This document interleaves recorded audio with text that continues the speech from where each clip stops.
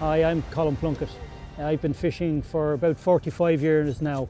Fishing here at Dursey, you catch pollock and mackerel, bass, and that's principally what I go for.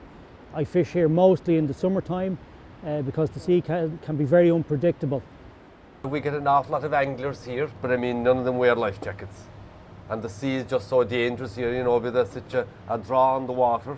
It can vary from anything to 2 to 3 meters at times when people wouldn't realise it.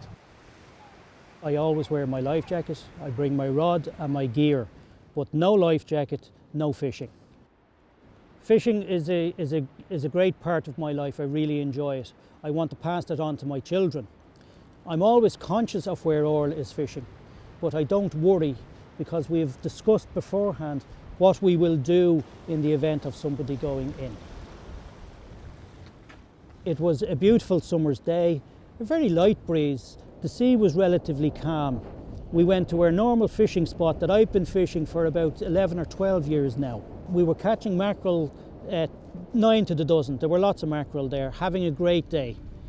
The sea suddenly changed in that the swells began to increase a little bit, and then out of the blue, a huge rogue wave just came and gobbled me up.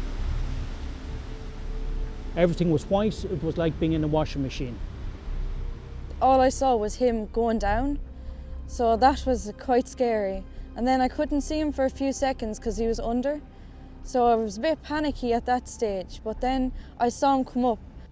My life jacket, because it's an automatic deployment system, automatically deployed and brought me to the surface like a cork.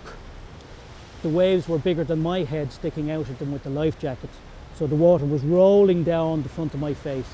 I'd lost my cap, so I couldn't use that for protection, and it was quite difficult spitting water out while trying to get air in. Before I got out of earshot, Orla managed to let me know that she was in contact with the Coast Guard, and so I didn't worry about that anymore, although I was concerned that my daughter would see me drown, because I did honestly believe I was going to die.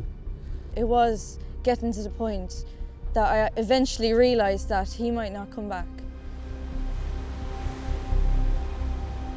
Luckily the current changed and brought me back in again up the sound, and there was a lobster pot which had been placed there with a buoy, and I hung on for my dear life.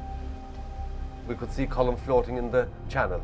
The helicopter service was coming and the local lifeboat was coming and the Clifton Coastal were coming. They all arrived at the same time. The boys from RNLI, they were the ones who actually pulled me out of the water, and I am ever so grateful. I owe them a debt.